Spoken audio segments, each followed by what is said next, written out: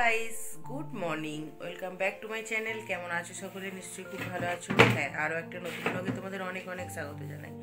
অনেকদিন তো ব্লগ আসেনি, তোমরা ভাবছি দিদিভাই কোথায় হারিয়ে গেল নাকি। অনেকে এমন কোশ্চেনও করেছেন যে এতদিন কোথায় ছিলেন। তো চলুন, বাবু তো স্কুল খুলে গেছে তোমরা জানো। আজকে ব্লগটা আমি স্টার্ট করছি। এখন ঘড়িতে বাজে 6টা 10। উঠেছি অনেকক্ষণ, একটু টিফিন বানিয়ে দিয়েছি, জাস্ট চাউমিন বানিয়েছি। চলুন ওকে টিফিনটা ভরে দিই। আর এই যে বসে আছে মহারাজ আমার উঠে।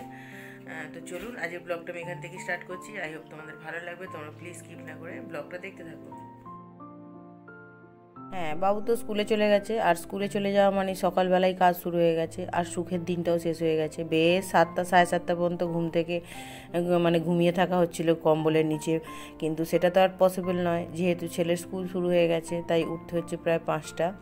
তো 4:30 আগে গরমকালে ওঠা হতো, কিন্তু এখন শীতে তো আর ওঠাই হয় না। তো ওঠা হয়েছে, এখন আজকে উঠা হয়েছে 5টায়। তো টিফিন করে ওকে তো পাঠিয়ে দিয়েছি। এখন ঘরদোর পরিষ্কার করছি। এমনি সময় হলে হয়তো দেরিও হয়ে যেত, যেমন একদিকে সুবিধা হয় তাড়াতাড়ি উঠলে, আর একদিকে আবার অসুবিধাও হয়। সুবিধাটা কি না, খুব তাড়াতাড়ি কাজগুলো হয়ে যায়, মানে মোটামুটি 12টা 1টার মধ্যে কাজকর্ম রেডি হয়ে যায়। কিন্তু আর যেদিনে বেলাতে ওঠা হয় সেদিনে কিন্তু কাজ করতে প্রচুর সমস্যা হয়, মানে অনেক দেরি হয়ে যায়। হয়তো ঘুমটা ভালো হয়, অনেকটা মানে ফ্রি টাইম পাওয়া যায়, কিন্তু প্রচণ্ড পরিমাণে মানে দেরি হয়ে যায়, মানে খুব ঠিক টাইমে কোনো কাজ হয় না। কিন্তু যেহেতু স্কুল ছুটি শুরু হয়ে গেছে, সকালবেলা ওঠা হয়েছে, তাই মানে আর্লি মর্নিংয়েই সকালবেলায় সব কাজগুলো আমাদের সারা হয়ে যাচ্ছে।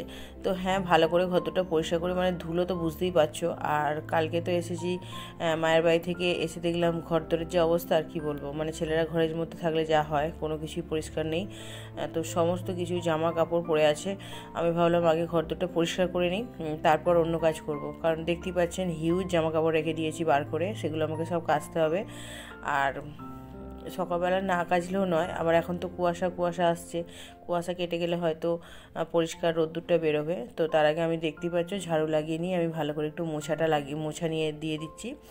তো মোছা হয়ে গেলে তারপর যাব বাথরুমে, কারণ অনেকটা কাজ পড়ে আছে। কালকের ভীষণ পরিমাণে জামা কাপড়, বাসনপত্র সব কিছু পড়ে আছে। তো দেখতেই পাচ্ছ আমি জামা কাপড়গুলো আগে মেখে নিয়েছি, আর তারপর এই যে দেখতেই পাচ্ছ সমস্ত বাসনগুলো পড়ে রয়েছে এখানে। আর বাসনগুলো এবার মাজতে হবে, কারণ অনেক বাসন পড়ে থাকলে যা হয়, আমি বললাম একেবারেই মাজবো। আর একটু গরম জল করে নিয়েছি, কারণ তোমরা জানো শীতকালে ঠান্ডা জলে হাত দিলে আমার হাত কুটায়। তো সেই জন্য আমি একটু গরম জল করে নিয়েছি, যাতে মানে হাতটা না কুটকুট করে, বা হাতটা না যাতে লাল হয়ে যায়, এরকম কোনো ব্যাপার হয় তো, তার জন্য। তো চলুন, এদিকে আমার দেখছি নলটা পুরো জ্যাম হয়ে যাচ্ছে, মানে নলটা কি হয়েছে জানি না। নলটা এমনিতেই ছোট বাথরুমের, মানে ড্রেনটা, তার জন্য না এত অসুবিধা হয়। মাঝে মাঝেই কিছু না কিছু, মানে একটা বাড়ি বা একটা রড রেখে দিয়েছি সরু তার, সেটা দিয়ে মানে ময়লাটা পরিষ্কার করে দিতে হয়, না হলে জল যেতে চায় না। এমনিতেই দেখতেই পাচ্ছ খুব সরু, কারণ পিছন দিকে না নোংরা আবর্জনার জায়গা। সেই নোংরা আবর্জনার জায়গা থেকে না কখনো কখনো একটু যখন ফাঁকা থাকে, সেখান দিয়ে বিছে বা কোনো সাপকোপ আসার সম্ভাবনা বেশি থাকে। বেশিরভাগ সময় কিন্তু, অনেক সময় আমাদের বাড়িতে বিছে দেখা যায়। বিছে মানে যে লাল বিছে যেগুলো হয়, খুব ডেঞ্জারাস যে বিছেগুলো, সেই বিছেগুলো ওই পিছন দিক দিয়ে আসে। তো তার জন্যই ছোটো করে এবারে ড্রেনটা করা হয়েছে, কিন্তু সেটাও আবার মানে অসুবিধা হয়ে যাচ্ছে, মানে কোনো কাজই ঠিকঠাক নয়। ছোট বড় করলে বিপদ হচ্ছে যে কোথায় কী সাপকোপ ঘরের মধ্যে ভিতরে ঢুকে আসবে, কিন্তু আবার ছোট করতে কি হয়েছে না, জলটা ভালো করে যাচ্ছে না, মানে সব সময় ওটাকে মানে তার দিয়ে ময়লাগুলো দুপাশে পরিষ্কার করে দিতে হচ্ছে, নাহলে জলটা পরিষ্কারভাবে একদম ফ্রেশভাবে যাচ্ছে না ওই নল দিয়ে। তো এইরকমভাবেই করা হচ্ছে। তো কিছু করার নেই, ছোট ছেলে আছে, এবার পিছন দিক দিয়ে কোথায় কি মানে ঢুকে বাড়ির মধ্যে ঢুকে বাসবে সাপ খোপ, সেটা তো বলা যায় না। তার জন্য একটু ছোটোই করে দিয়েছে। এবার আমার একটু সমস্যা হয়, ওই মাঝে মাঝে তার দিয়ে পরিষ্কার করে দিতে হয়, কোনো একটা কাঠি লাগিয়ে দুপাশের ময়লাগুলো সরে গেলে জলটা অটোমেটিক ঠিকঠাক করে চলে যায়। তো এখন দেখতেই পাচ্ছ আমি বাসন কোসনগুলো ধুয়ে নিয়েছি তোমাদের সাথে বকতে বকতে, আর এখন জামা কাপড়গুলোকে ভালো করে ধুয়ে নেব। ধুয়ে ছাদে যেতে হবে, কারণ মেলে দিলে সারাদিনে শুকনো হবে। তবে মনে হয় না, এখন তো রোদ্দুরের জোরটাও কমে গেছে, সেইভাবে ভালোভাবে শুকনোও হবে না হয়তো। তবু চেষ্টা করছি তাড়াতাড়ি নিয়ে যাওয়ার। ছাদে চলে এসেছি, দেখতেই পাচ্ছ রোদ্দুরটাও কিন্তু ওঠেনি, জানি না কখন উঠবে। হালকা কুয়াশা ছিল, কুয়াশাটা চলে গেছে, কিন্তু রোদ্দুরটা এখনও ঠিকঠাকভাবে ওঠেনি। তো এখন মেলে দিয়ে তো যাই, তারপর যা হয় হবে। তো হ্যাঁ, তখন বেলায় উঠতাম বলে কত সুন্দর মানে বেলায় রোদ্দুরের মধ্যে কাজ হতো, কিন্তু এই যে সকালবেলা উঠে হয়তো একটু ঠান্ডা লাগছে। আবার একটা কি বলুন তো, এই সপ্তাহটা তো মানে পৌষ পার্বণ যেটাকে বলে, সব বাড়ির যাবতীয় জিনিসপত্র ধোয়া পরিষ্কার করা এগুলো তো সব বাড়িতেই, গ্রামের সব বাড়িতেই করতে হয়। তো সবাই হয়তো ঠিকঠাকভাবে করে ফেলেছে, কিন্তু আমার এখনও কিছু হয়নি। তো যতটা পারছি টুকটুক করে এসে করছি, কারণ একা হাতে করতে তো একটু সময় লাগবে। তো চলুন এখন জামা কাপড়গুলো মেলে দিয়ে বাড়ির আশপাশটা একটু দেখি বা একটু ছাদটায় ঘোরাঘুরি করি, তারপর নিচে যাব। তো তারপর তো আছে রান্না বান্না।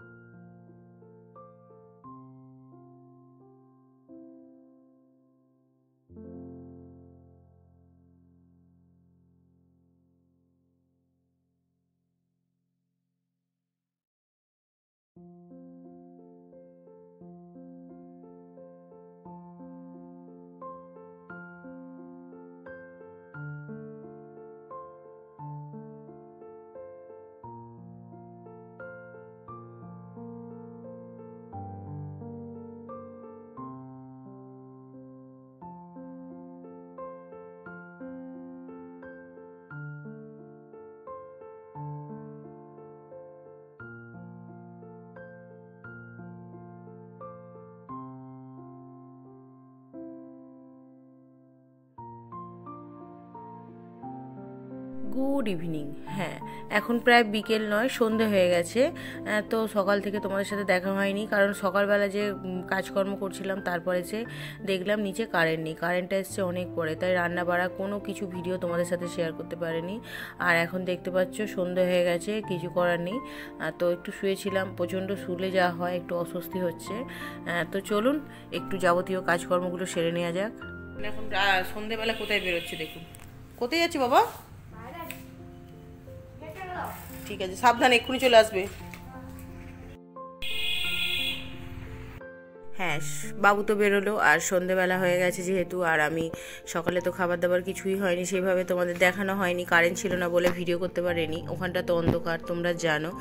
তো এখন আমি পেঁয়াজ কাঁচা লঙ্কা ভাজছি। হ্যাঁ, তোমরা ভাবছো কী বানানো হচ্ছে। হ্যাঁ, বানাবো একটু রুটি আর ফুলকপি আলু ভাজা। আর শীতে ফুলকপি আলু ভাজা খেতে কিন্তু দারুণ লাগে, তবে যদি ওটা পেঁয়াজ কাঁচা লঙ্কা দিয়ে হয় সেটা আরও টেস্টি হয়ে যায়, তাই না?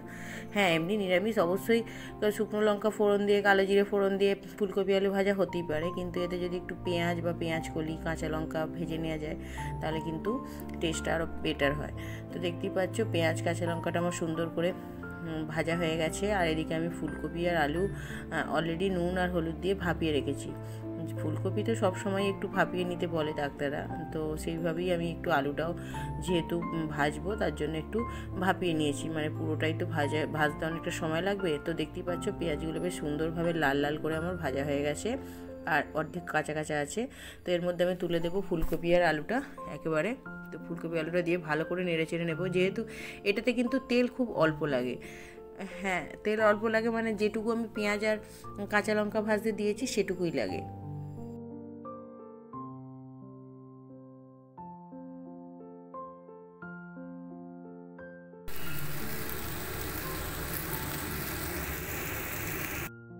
তো ফুলকপি আলু ভাজা হয়ে গেছে, আর এখানে আমি রুটি করব বলে চলে এসেছি। হ্যাঁ, রুটিগুলো আমি আটা মেখে অলরেডি বেলে নিয়ে চলে এসেছি, কারণ নিচে বসে আজকে বেলে নিচ্ছিলাম।